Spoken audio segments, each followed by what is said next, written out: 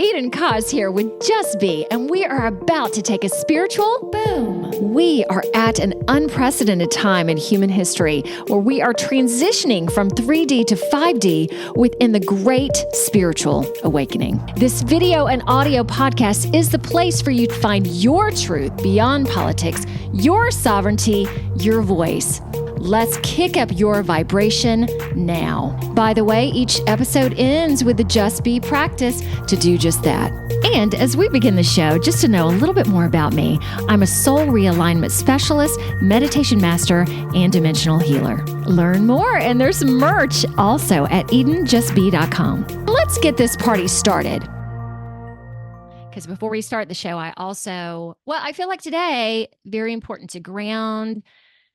Very important to take some breaths. Yeah, because we got big stuff to talk about. Okay. Eden would just be spiritual boom in association with the Grassroots Warrior Network. Welcome, Christopher. How are you doing? I've been better, but I'm staying strong and fighting this battle the best way that I can. All right, I'm gonna go into your bio in just a second. So if I know you're a human rights advocate. If I just add 4 children, is that more accurate?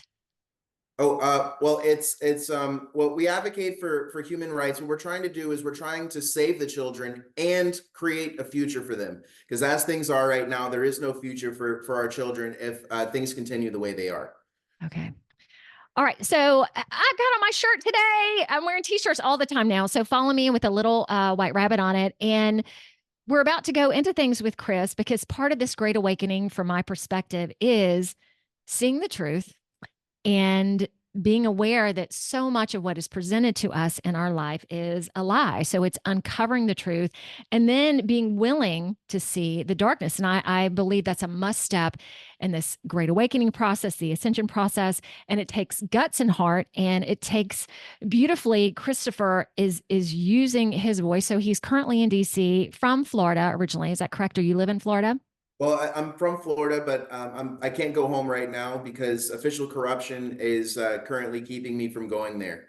So once you become a target, you're a target for life. And right now, the state of Florida is targeting me for their corruption and an attempt to try and traffic me as a person.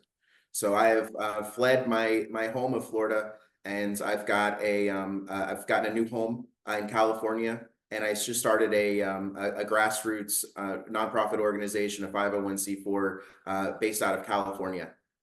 Okay. And why don't I go ahead into your bio? And also, we're recording this on June 18th. I just saw the video of you being arrested in the Capitol on Saturday, June 1st. So again, really appreciate you being with us today. Let me cough for a second. All right. Christopher Griffis of 36 and of Jacksonville, Florida. And as you said, you can't live there right now. Father of Vincent, Harley, Silas, Elsie, and Onyx, national public speaker, human rights advocate, founder and executive director of We the People Advocates, a 501c for social justice organization. He is a former national public speaker, board member, child rights advocate at the Community Partnership for Protection of Children in Jacksonville. So currently in DC, leading the campaign to end human trafficking and immunity, the worldwide strike to stop child abusive courts and abolish slavery, and the March for child rights and against official corruption. Okay, so when did this start for you? And do you mind telling us your story? What happened with you and your own children? Well, as far as when it started for me, it started this has been ongoing my whole life. I've been dealing with these battles since a young boy. I started off. I was unfortunately born to people who were not good parents, and I was subjected to torture and forceful drugging. I was a victim of fictitious disease imposed on another. They used to call it Munchausen. And so it made for a very traumatic upbringing with that in the physical torture aspect. And I reported these issues to the Department of Children and Families, what was going on in my life. And they witnessed me with bruises and lumps and scrapes and cuts. How old were you when you were reporting these things? I started reporting them at about 9 years old. Oh my gosh. So Okay. and so they but you know there was no intervention from the Department of Children and Families, and it wasn't until I was abandoned that I went into foster care. And so I went into foster care and I spent I was in over 30 homes, and in that period of time I realized that that foster care is just a system of exploitation. 99% of the foster parents are only in it for the money that they get. They are not in it for the children, and these children are being neglected and abused and subjected to slavery. And I couldn't stand to know that these injustices were occurring. And at 16 years old, I had managed to figure out a loophole way to get out of foster care through emancipation and alleged reunitement. It was a falsehood as far as the reunitement, but I was emancipated. At the time, at 16 years old, I already had a GED, and I was invited to a board meeting at the Community Partnership for the Protection of Children. And when I got there, these women unanimously voted me onto their board of directors at the very first meeting. At 16. At 16. So at 16 years old, I was on the board of directors for a nonprofit that had been established for 10 years.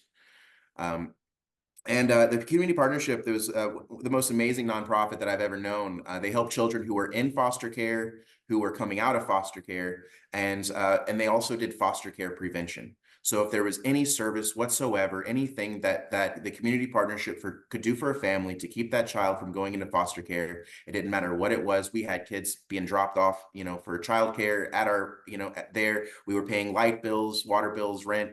We were helping people with job placements and job education.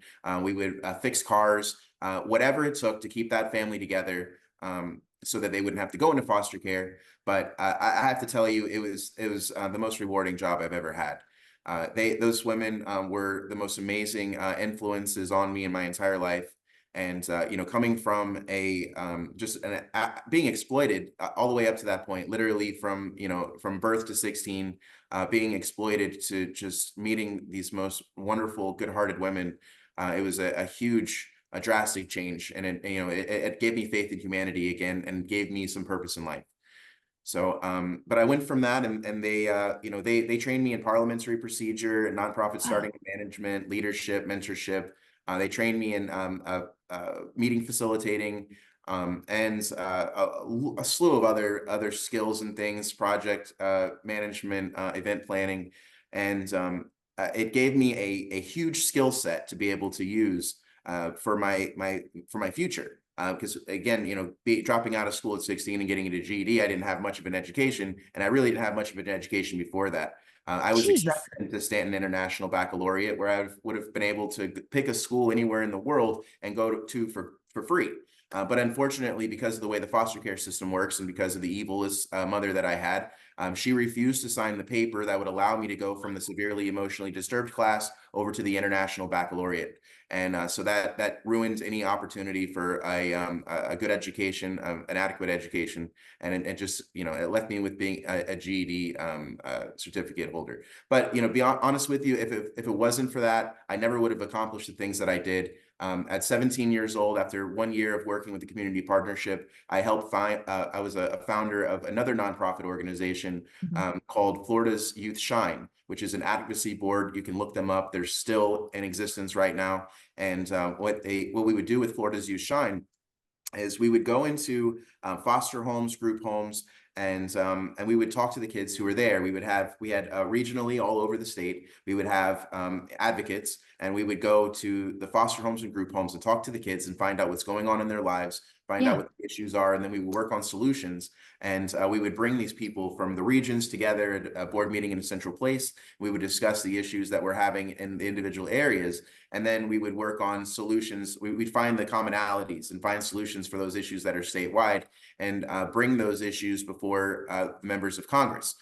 So at 17 years old, I was working at the Capitol, working on legislation in order to improve the lives of children in foster care, and I was successful. I did get a phone call one day, and it said, "Chris, put your suit on. There's going to be a car outside in 30 minutes." Did you have a suit? I did. Yeah, I had lots of suits. I wore a suit every day. Oh my gosh. So yeah, 17 in a suit every day. So I got picked up outside my house. I was chauffeured to Tallahassee. I stepped out to cameras. I was walked up into the Capitol, where I shook hands with members of the House and the Senate. who had voted for my bill, which was unanimous. And I was taken into the governor's office where there's a picture of me somewhere in some archives where I've got my hands on the shoulders of Jeb Bush, and while he's signing that bill amendment into law that I'd worked for. Unfortunately, it was not enough. You know, that particular bill got the locks off of the cabinets and the refrigerators, and it created a system of, well, it was supposed to create, I don't know that it actually was effective, but it was supposed to create a system of checks and balances so that when children come out of a foster home, they are given a survey, and it created a position within the state where someone was supposed to read these surveys of what's going on. You know, these children would be able to write what happened and why they think they left that home. And, you know, if there was anything dangerous going on in the home that needed to be, you know, taken care of, then created a position for somebody to read those and then act upon those. Right. And, but I don't know that it was effective because foster care is still hell, and these kids are going through it every day. And I didn't solve the big picture issue.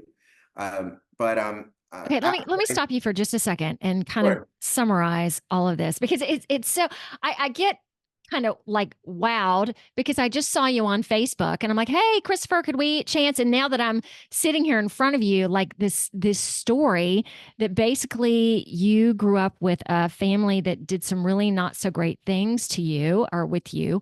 And then you went to foster care, 30 homes. And at 16, emancipated yourself. And at 17, this on the board, president of the board, wearing suits almost every day, and not being, the GED was as far as you could go because your mom wouldn't sign this document that needed to be. But yet I'm sitting here looking at you now and going, you are so articulate and so this. Wow. Can you believe that you're doing this? I know it's really hard, but you are this articulate voice. Yeah, I'm self-educated. I started reading college textbooks at 11 years old. Okay. And that helped a lot. So, you know, I didn't actually get, I never ended up getting a college education. I did go to try to get into school at 16. Because because I was 16, the colleges were giving me a hard time because they wanted parental information to figure out how my parents could pay for it. And because I was emancipated, it disqualified me for the free college that you get for going through foster care.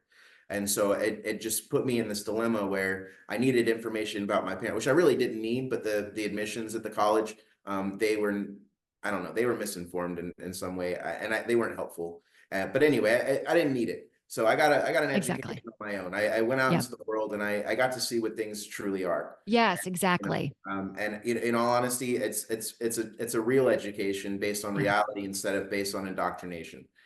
Yep. All right. So tell me, I guess, going back to 17, what happened from there and you educating yourself? Well, what happened is at 17 years old, I started, you know, I made those big strides, and I was, you know, I went into, you know, I was there looking at Jeb Bush. I mean, I can visualize it right now, standing behind Jeb Bush, a monster of a man. He's, you know, he's like 7 foot tall. He's sitting there at his desk, and sitting down, he's as tall as I am. And I, you know, got my hand on his shoulders, and I'm looking down, watching him sign this into law, you know, cameras blazing.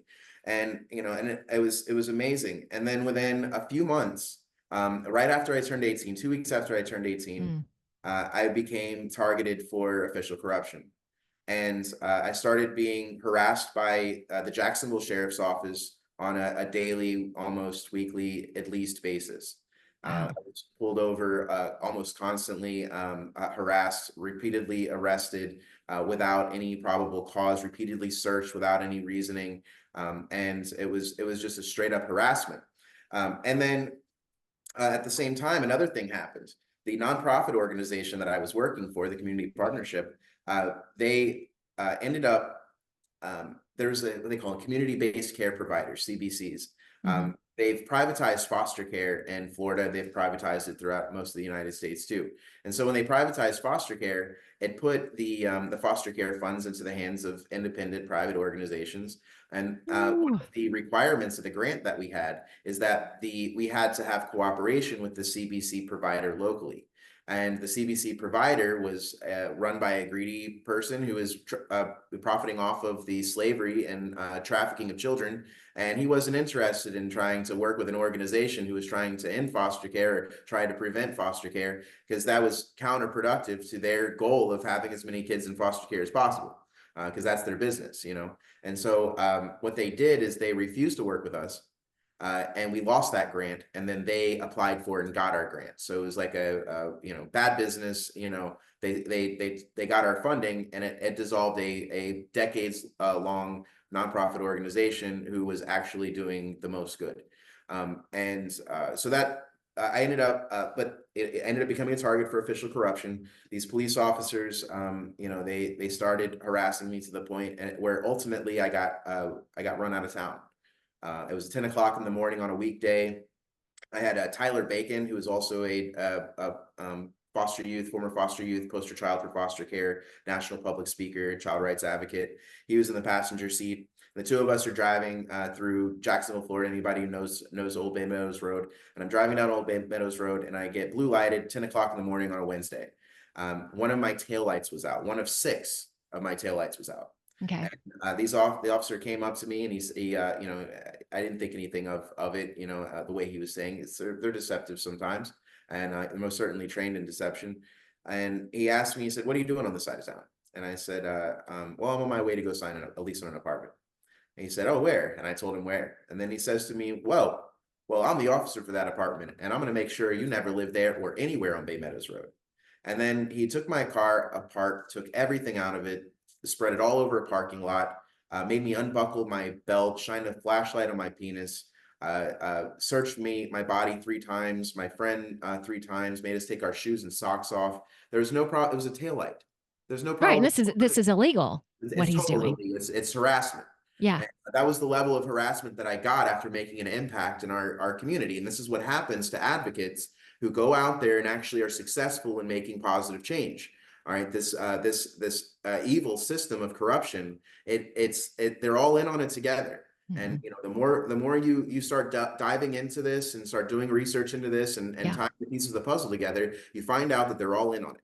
And so after that harassment, I ended up going to the bank, and I got my check, and I went down to the apartment complex. And while I'm signing my lease, the officers walked in the door of the apartment complex, and they sat down in the chairs right next to the door. And he's sitting there with his you know, and he's just like laughing, smiling, just this nasty grin on his face. And I tapped Tyler. I was like, "Tyler," I said, "those guys." He's like, "Whoa," you know. And so after that, I got a phone call the next day. You know, I'd signed my lease, welcome to the neighborhood, the whole 9, gave them the money. I got a call from the apartment complex that next day, and they said that the officer showed them something on their computer that didn't show up in my background check, and now I can't live there. So that left me homeless, living in my car at 19 years old, and forced me to move. I just moved out of town at that point. And it wasn't a few weeks before I started being harassed by that police department. And that harassment never ended up until the point where I was falsely arrested in 2019, and I haven't seen my baby since. So. Okay. Okay. There's so many questions I want to ask you. Yeah. For those who aren't aware of the dark side of the foster system and child trafficking, how would you I know that's not to easily explain that, but to explain that? All right. So here, you want to see some dark side? Here's some dark side for you. In the group home that I was in, Jacksonville Youth Sanctuary in Jacksonville, Florida, they had workers there who worked at the orphanage, and they also worked at the juvenile jail. And there were a couple of those officers who thought it was really funny to see you on both sides. And so they would literally recruit children, traffic children out of the orphanage and into the juvenile jails. I was one of them. Okay. So to take foster kids and put them in prison, essentially. Oh yeah, it's slavery. And you know, once you're in one of these systems of slavery, they want to put you in all the systems of slavery. And then once they've got you in that juvenile justice system, well, here's the deal. That follows you for life. People say, "Oh, your juvenile record is expunged." It's not. I had juvenile things from my juvenile record came up when I was applying for a job as an adult. So it follows you. But the worst part of it following you is that the police harassment follows you. And you're targeted. You're targeted. If you're coming from foster care, if you come from any one of these systems, you are a targeted individual. You are already marked as vulnerable, and you will continue to be victimized by any one of these systems anytime you have an interaction with them. It's a repeat victimization, and you end up being a victim for life. Children who are in foster care, they become adults, and their children end up going into foster care. It's a very common scheme of stealing the children of foster children. It's generational. It's generational disparity. It's genocide. They destroy a family and they continue to attack that family generationally forever. And there's the corruption is so deep that you can call any three-letter agency and you're not going to get any help. There's not a single law enforcement agency in the United States of America that enforces United States code against criminals that are working in the government. They all cover for each other. And that's the thing that I've discovered and trying to fight for justice, is that in this country, there's no justice right now. There is none, because the entire system is corrupted by individuals who are in the business of slavery. And that is the biggest issue right now. We are living in a system of slavery. These borders of the United States are walls for our prison. And if you don't have a passport, you can't leave the prison. I don't have a passport. I don't qualify for one. I'm locked in this prison. So, and when people say, if you don't like this country, get out and go somewhere else. Well, I'd like to. Yeah, you can't. Unfortunately, I'm a prisoner here. So, and they've stolen my children. They've kidnapped my children, and I haven't seen my babies in 5 years. And I'm just one of millions of victims who've suffered from these atrocities. My phone does not shut up. It blows up day in and day out with messages and phone calls from people all over the world. I got a message from somebody in Scotland today, and they said in Scotland, they're dealing with the same thing. It's happening. I get calls from Canada, from Ireland, from Australia, Japan.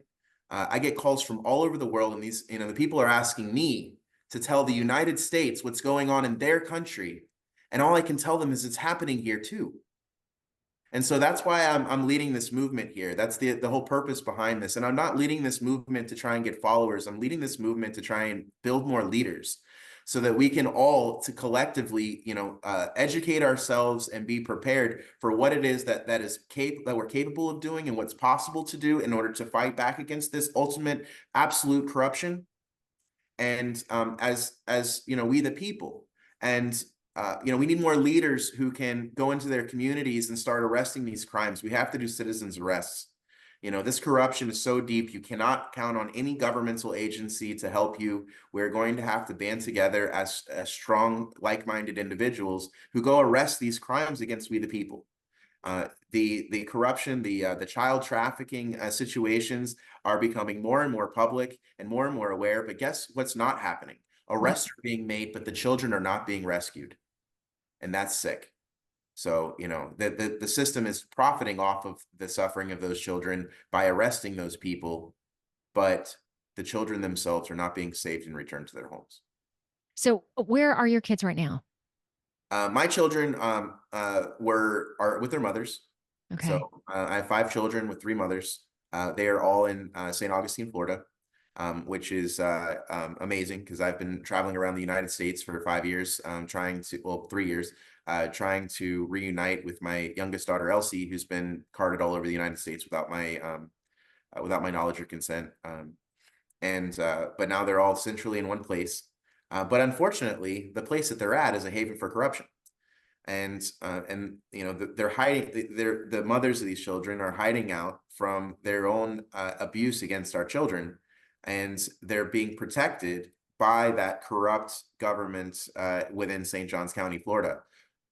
So I've fought, litigated for 5 straight years to try and be a part of my children's lives. And I was fighting against absolute corruption, and it's corrupt on its face. There's no arguing and denying the corruption. It's not like I'm just saying this out of blowing smoke. The attorney that's on the case was the judge on the case's cousin.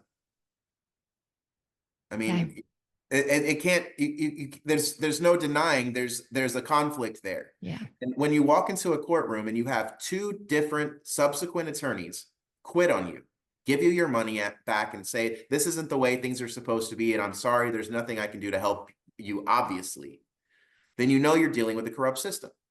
And, but unfortunately, what these attorneys failed to do was report these crimes that they witnessed. If your attorney is witnessing a crime being committed against you and your family, it is their duty to report that crime. They should have been reporting it to the Judicial Qualifications Commission, the Bar Association. They should have been reporting it to the Department of Justice and the Florida Department of Law Enforcement. But they didn't do that. And the reason why they didn't do that is because every single attorney and every single judge are members of the Bar Association, and they are sworn to the Bar Association and to each other. They are not sworn to their clients, and they are not sworn to the truth and justice. They're not sworn to the law. And so every single attorney and every single judge is looking out for every single attorney and every single judge, because they're all in the same club. And the judges know that if they do certain things, it's going to keep you in court longer, which is going to get that attorney paid more.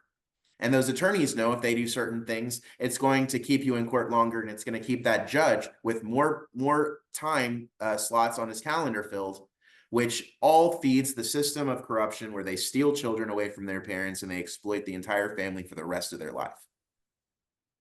Heavy stuff. It's heavy. And and it's too much for most people to even grasp that this level of evil could even exist. But I assure you that there are millions of victims all over this country and this world right now who are suffering in silence because they've been hit with gag orders.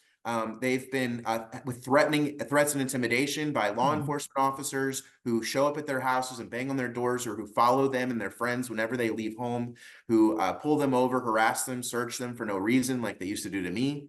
And all of these just absolute rights violations. And they do them as commonplace. They do this once you become a target for their corruption. They just keep coming after you. It never ends. My foster care history, the fact that I was verified as through Department of Children and Families as a torture survivor and a victim of abuse in foster care, that was weighed against me in family court as another justification to keep my children from having any relationship with their good, loving father.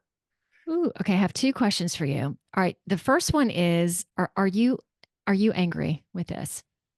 Angry? Yes. I at this point, so this is the thing, I've come to a full acceptance and understanding of what's going on. Yeah. So what I'm trying to do is I'm trying to get other people to tap into their anger. Because when you realize that these people literally have a scheme to steal and exploit children for sexual slavery, for labor slavery, and for medical science, and for the federal funding that they're robbing from the Social Security Administration and Health and Human Services, they are literally just they're exploiting these federal grants that are supposed to be for betterment of society. They're exploiting them for their own pockets. So that they can destroy lives. And the thing is it doesn't stop there, though, because like I said, the system needs.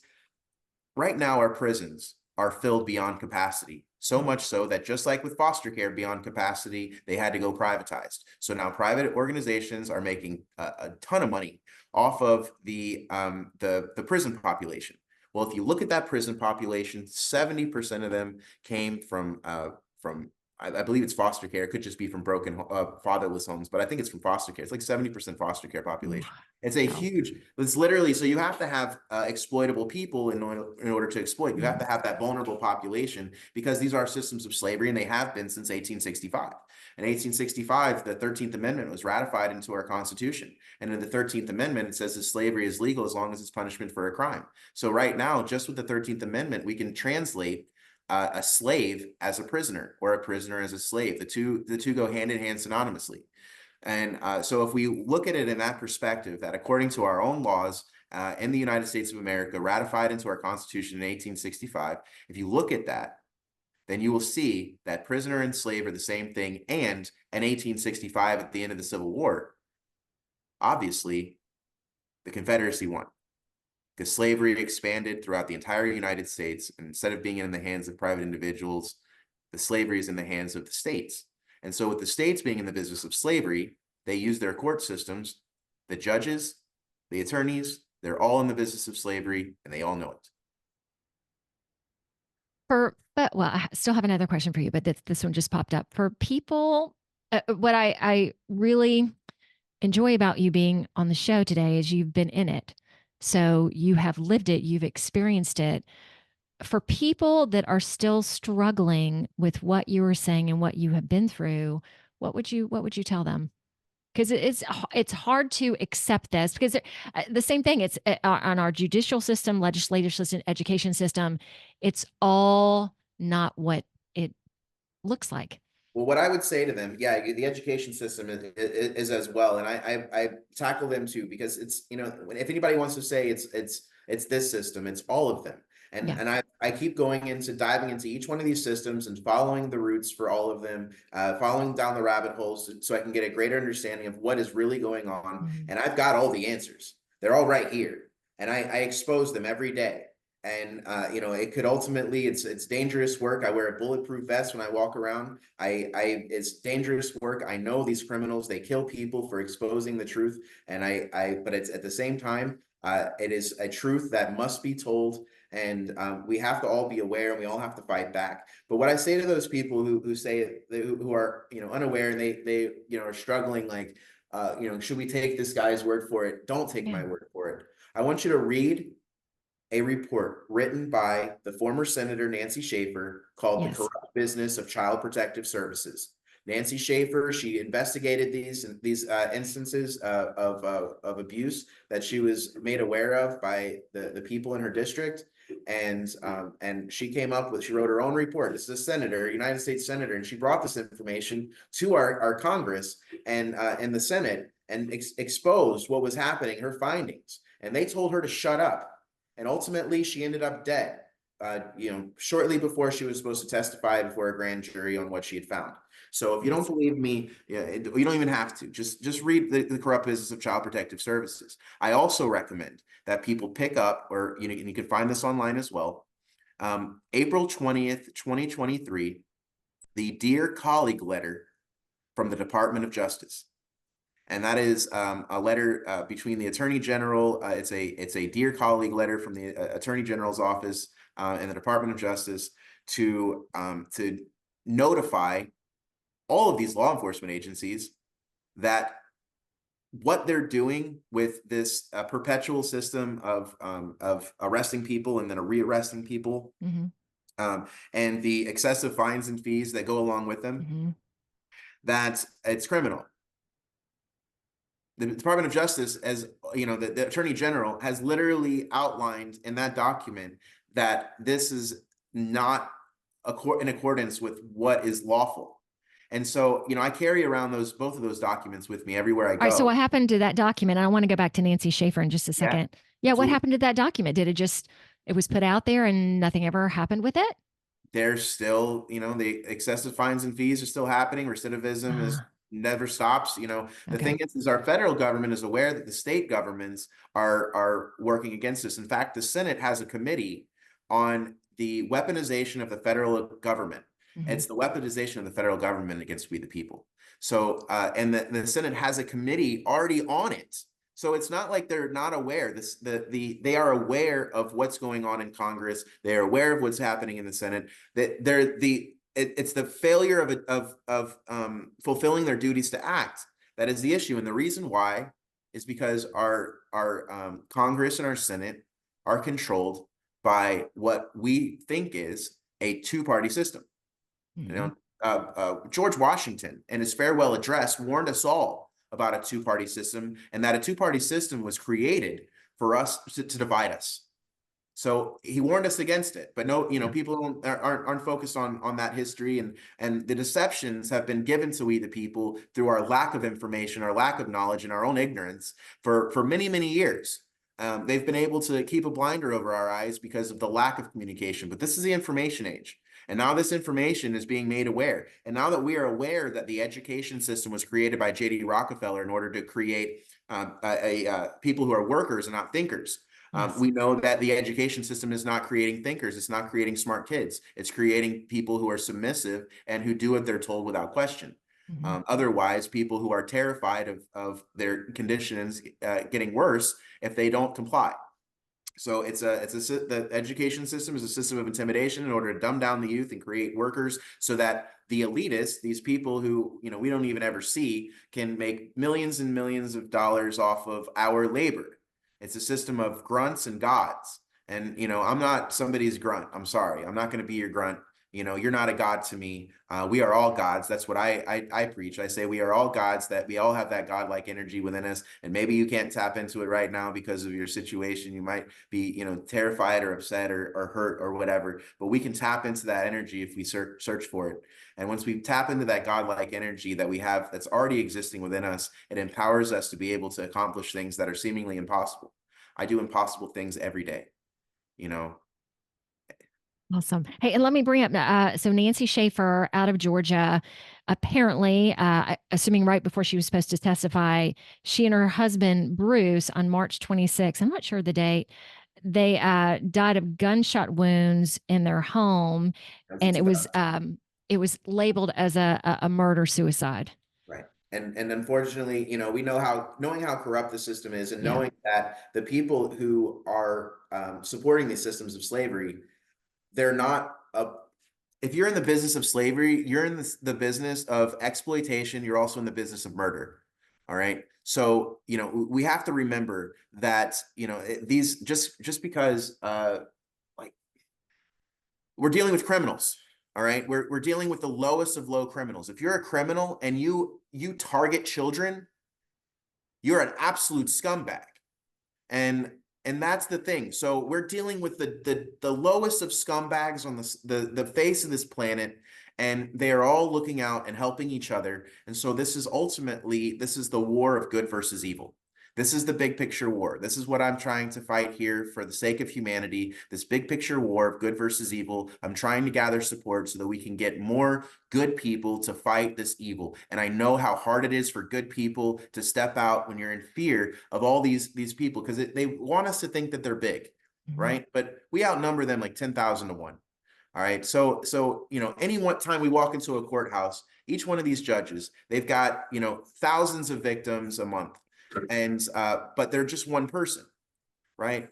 These officers that are going around in these towns and arresting all these people unjustly, and you know, writing all these citations that are financially crippling the poor.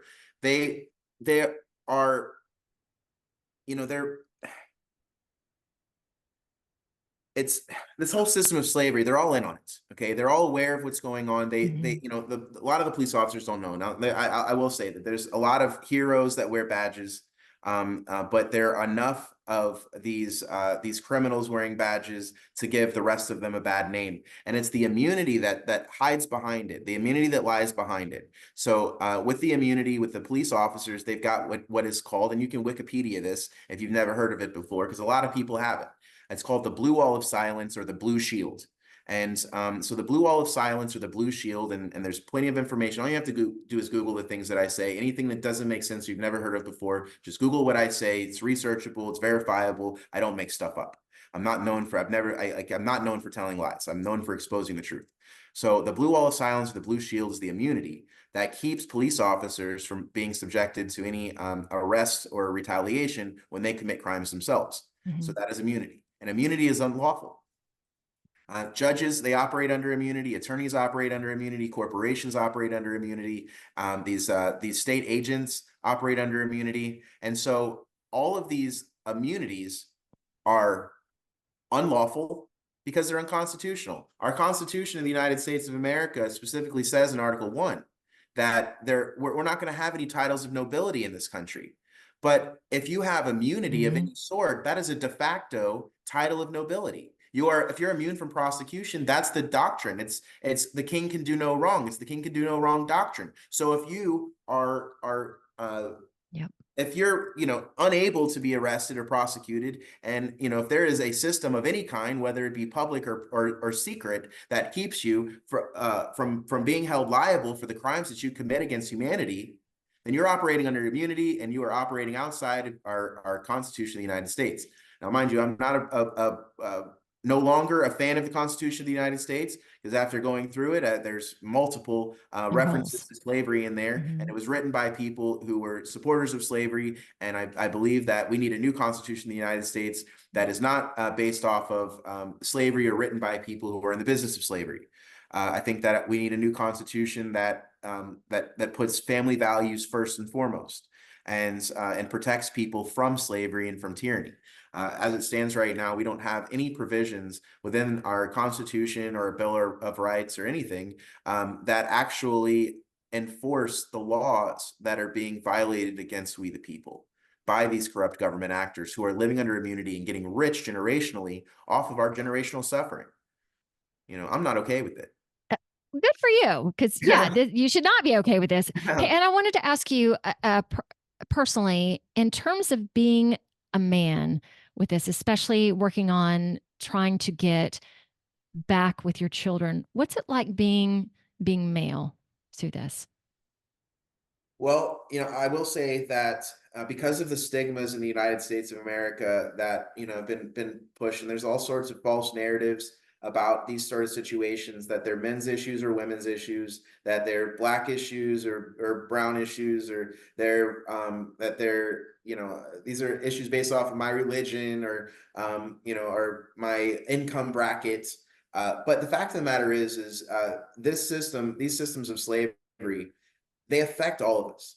And it doesn't matter what whether you're male or female, black or white. It doesn't matter any of those things. It doesn't matter if you're a doctor. I have 10 doctors right now who I know of whose children have been stolen and are being exploited. Putting into most of them are currently being subjected to sexual abuse. Children of doctors. And then we've got lawyers. We've got people in the military. We've got everybody else, all the way down to people on welfare. So all the way through the entire spectrum. It doesn't matter your socioeconomic status. It doesn't matter your background. The fact is these systems of slavery are here in order to affect the vulnerable. Now, as a man, the stigmas are real. They've got a scheme in this country. It's one of the schemes, and that is to destroy the family. And part of destroying the family is to destroy the man. They want to destroy the men because the men are the strong, the masculine energy within the relationship, and that's what makes strong boys turn into strong men, is strong men. And if they can weaken the man, then that keeps the men from being able to fight back against these tyrants who are absolutely destroying our lives for profit. It's gross. So they want to weaken the men. It's part of this why they're pushing the homosexual narrative. Because when you're in that, you're a submissive man for the most part. It creates more submissive men. It's depopulating us. But so being a man here, there's so many stigmas, right? So automatically, just because I was born with a penis, I'm considered to be aggressive or abusive or violent upon the first inclination that someone accuses me of it. It's just automatically assumed to be true because that's the narrative that people push. And so it's very easy for a man to be stripped away because of that false narrative that's just being exploited by criminals in the first place. But when it comes down to it, I'm really trying to break all of these stigmas that were created to divide us. I'm trying to break them all. I don't want anybody to think that I am a proponent for fathers' rights or for mothers' rights, because I'm here for the rights of the child. I'm here for the best interests of the child and for the safety of children worldwide. And I recognize that these systems of slavery that we're in are only here in order to exploit us generationally and to hurt our children. And anybody who is contributing to these systems of slavery is only contributing to the problem at hand. The only way that we're going to break these things is to, one, we have to set aside our differences and all these false narratives that we're being targeted for any other reason other than the fact that we're vulnerable, and put into a vulnerable position where we can be. And those vulnerable positions could be anything. They could be interaction with law enforcement. It could be a false accusation. It could be divorce. Any sort of interaction with a governmental agency. It could just be children going to school. Children going to school is a vulnerable situation. because they ask these children all sorts of questions without your presence, without you being present, for the purposes of trying to create a false narrative so they can traffic more children through the schools. Because kids are being taken from school, off their bus, out of their beds. You know, imagine being a child being stripped away from everything you know, everyone you love, suddenly without warning, and you don't even know why. You know, it's awful. How dare How they? and you being self-exposed to this, but then having people connect with you, how for yourself, how are you going to break this victimization web for yourself in Well, what you're doing right now and standing up? How are you doing it for you? well, you know, honestly, I've stopped fighting for myself. You know, I've realized that fighting these battles as an individual is not getting me anywhere. That you know, all of us, and the reason why all of us are pulling our hair out, and so many people are, we're not calling it suicide anymore. We're calling it murder by proxy, and because these judges know exactly what they're doing, they're destroying our souls. And but you know, what I'm trying to do is stop with getting people, encouraging people to fight these battles alone. And I'm trying to encourage we the people that now that we know the truth, you know, the truth is being exposed. There's nobody who's watching this right now who isn't aware of the truth. If there's anything that you think that's questionable or couldn't possibly be true, by all means, just take the words that I say, look them up for yourself. There are books, articles written like crazy. The Senate's talking about it. The House is talking about it. Everybody's been talking about it. Nancy Schaefer talked about it. Department of Justice talking about it. These are factual. This is factual information. This is an actual. You know, the blinders have been put over our eyes. The veil has been over our eyes for years. The veil is being lifted. Your veil is now lifted. What we have to do now that we know the truth is that we have to organize. We have to strategize, and we have to execute. And so there have been plenty of deliberations. People deliberate in private Zoom meetings every day about these issues all over the world. And unfortunately, private Zoom meetings are not going to do it. We have got to have public exposure on a massive scale. And then we have to start organizing, assembling, and arresting these crimes as the execution that's necessary. We have to arrest these crimes. And I've been talking with the United States Marshals and the Department of Justice, and I'm going to continue those talks with them because what I'm thinking is what we're going to have to do is start creating posses. We're going to have to create regional posses of, you know, militias, whatever you want to call them, but individual groups of people who are strong-minded and willed and armed, who are willing to go protect these children, save these children individually, and rescue them from their situations. So there's going to be one of two ways that we're going to be able to do Okay, this. that's a pretty strong statement. Is that where you are right now? Well, it's either there's either one of two ways that I can see Yeah. it happening. So one of them is to build We the People armies to go rescue the children and arrest the crimes, and then we'll have to bring these people to the U.S. Marshals with the proof of their crimes and hand over those with their arrest affidavits and their arrest warrants signed by We the People, and hand them over to the U.S. Marshals to get them to do their damn job, because it seems right now they're overwhelmed. The other option that this is what I'm going to be working on today. This is my plan for today, the video today. So getting the sneak preview. I am going to be broadcasting a request. It's going to be a demand even from We the People that our United States military step up and stop what they're doing. These guys are sworn to protect us from enemies, foreign and domestic. And this is domestic terror. This is domestic genocide. So I'm going to be calling on the military to step up and to start helping us recover our children and arrest these crimes. And instead of working on the oppression of our foreign countries, because that's what they're doing right now. We have military bases all over the world, and they are not there to protect our homeland. They are there to oppress the people who are living in those places. And so I'm trying to call all of these military officers who are in these foreign lands. They need to come back home, and they need to help us with humanitarian efforts to save our children, rescue them from the human traffickers, to arrest the crimes, and you know, so that we can start to see some justice. Because these are codified crimes, you know, kidnapping, child theft, child exploitation, you know, sexual slavery, slavery in general. These are all crimes.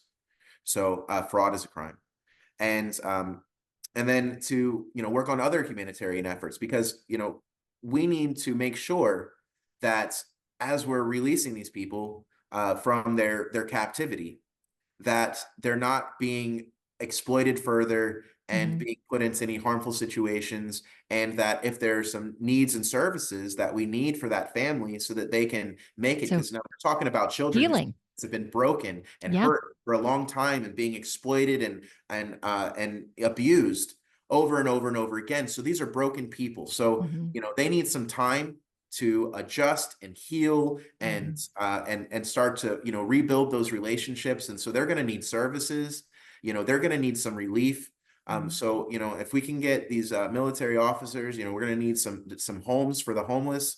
A lot of these people have become homeless because of these situations. We need to release all of these people who are incarcerated that have no victim.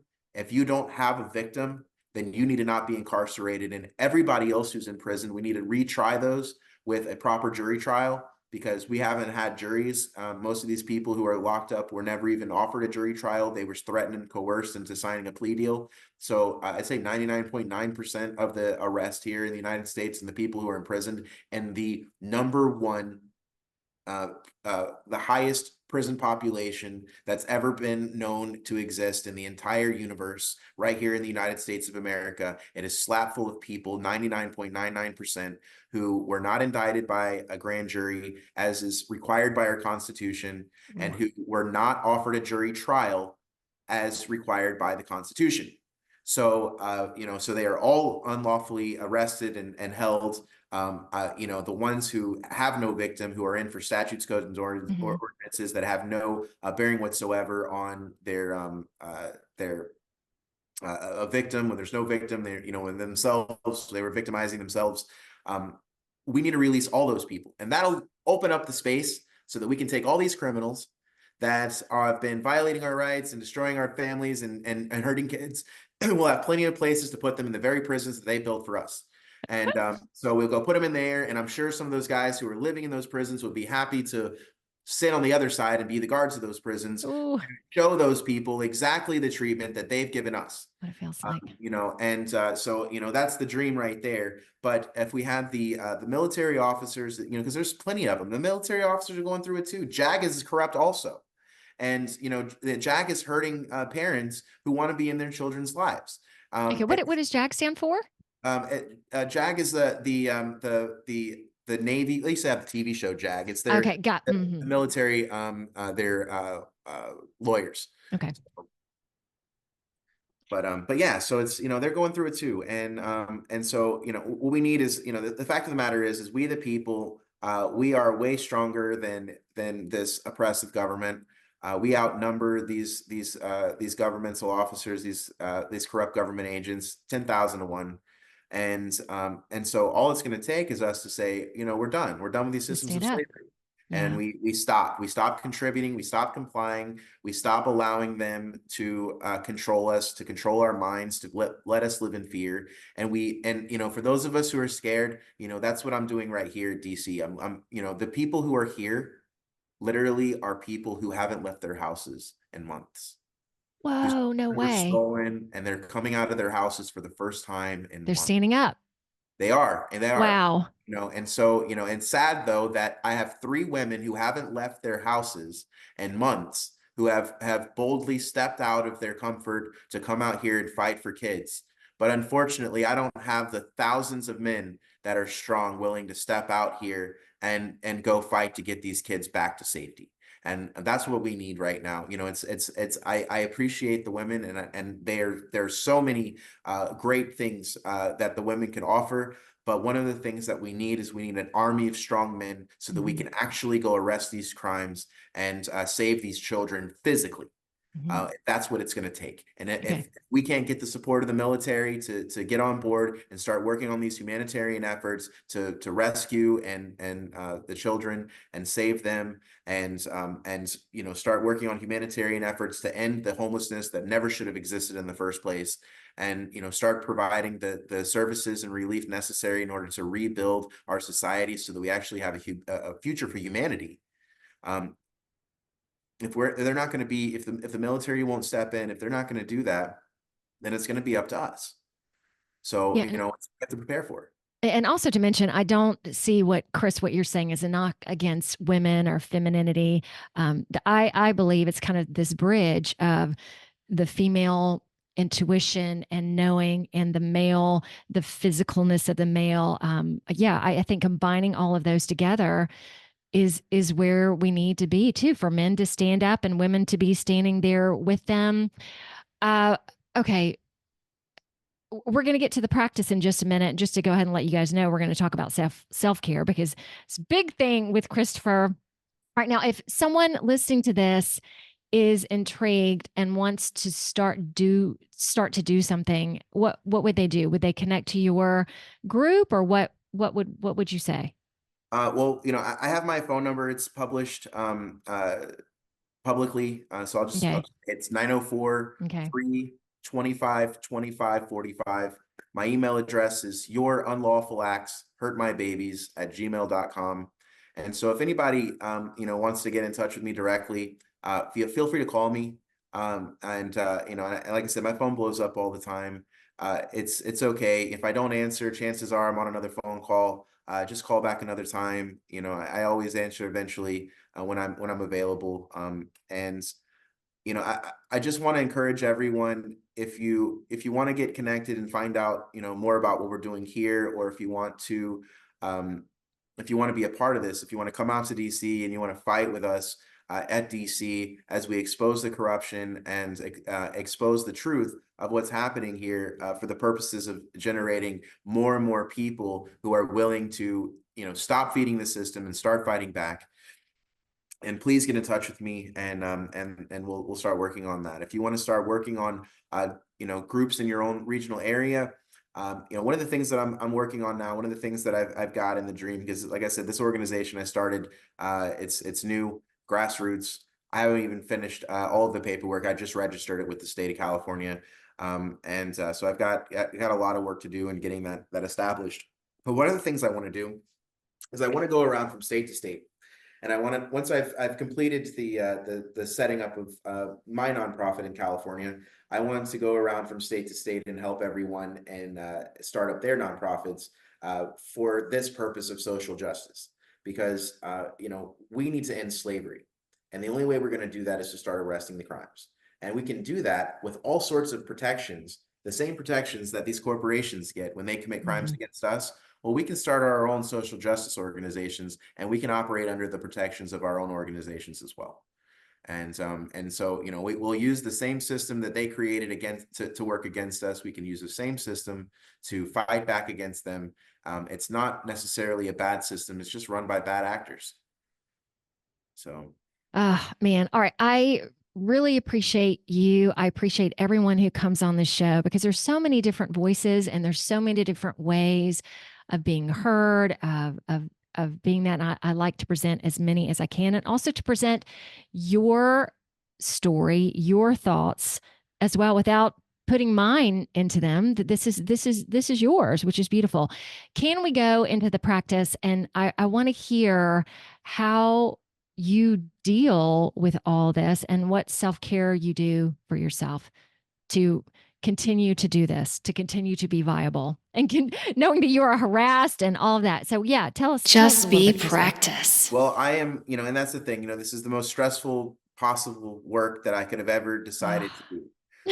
I hear stories of rape victims, kidnapping victims, on a daily basis, children who are actively being sold into sexual slavery, parents of children who are absolutely helpless to be able to protect their own children, their own DNA, their own flesh and blood. Their souls have been ripped out of their chest. These are people who are just, they're being tortured. These parents are getting cancer.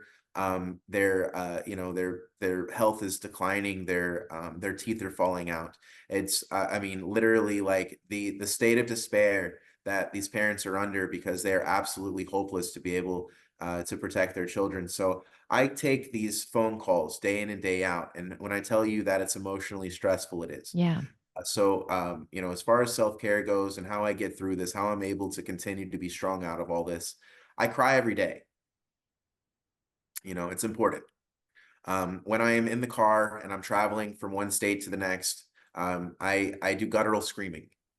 I just get that scream out. If anybody's driving next to me and they're looking at me, they're going to think that there is something seriously wrong. My dog, he gets it now. At first he was scared. He understands now. So, but yeah, so I do guttural screaming. I watch in California, I watch the sunset every night. So every day I know it's about 7, I head out to the beach and I watch the sunset. I go to hot springs and I'll just lay in a hot spring naked for a whole day. I turn my phone off and I just get into nature for a whole day in silence. And it's important sometimes to just, because I know how tempting it is, and I have 100 messages, emails, phone calls, text messages all the time. I've got social media and like 7 different venues, and it's no matter what I do, I never can catch up. So, but I turn the phone off. Sometimes you just have to. You have to. You have to just start, just breathing, get your mind somewhere else, drink some water, do whatever it is that you can do to connect with nature and the environment around you, and get some sunlight, because I know how hard it is sometimes to step out that front door into the sunshine, but it is healing. So. Very nice. Thank you for sharing that. I'm a big one in believing, you've got to deal with these emotions, and not only yours, but with people coming to you every day with these really tough stories, to deal with it, to be able to continue with your place in the world and being strong and being mentally strong, physically strong. Yeah, I've done a whole bunch of guttural screaming in my life too. It is beautiful. It is hard for, I recommend for a lot of my clients, just sometimes like there's this anger that they have up inside of them. I'm like, you just need to scream it out. And they're like, I can't do that. I'm like, oh, well, once you can, it'll be so freeing for you. Chris, thank you so much for sharing this deep stuff with us. And again, what you've been through. I have, again, it's really challenging for people to stand up and face things head on, and you're doing it. So much appreciation to you. And everybody, please send this man prayers and energy so you will have all of that on your side going through. Can you hang out with me just for a second for you and I to personally say goodbye? Is there anything else you want to leave everybody with? Well, touching on what you just said, for Yeah. all of you who, want to send prayers and good energy, it is appreciated. But more than anything, the famous words, prayer without works is dead. Action. So, I ask for all of you to take a stand and do whatever it is that you can find within your capacities to be able to fight back and expose the truth. Whether that is, and I tell people too, like as far as the strike goes, this is a worldwide strike. This is a strike where we say enough is enough, and we are no longer complying with their systems. We are no longer complying with their slavery. We are no longer allowing them to do what they're doing to us, and we are working and strategizing on every single possible way to expose them and fight back. We are not accepting it anymore. We are working on strategies in order to overcome. And so I'm asked that anybody who wants to give good vibes and energy to also accompany that with action. Yep.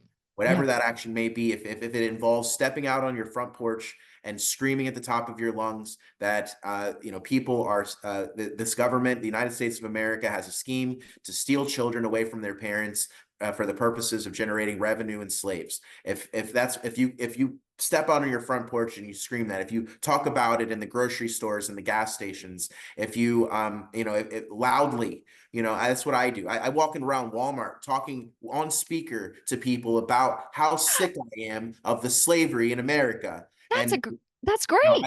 I don't care. I go to any venue. I go into the town plaza.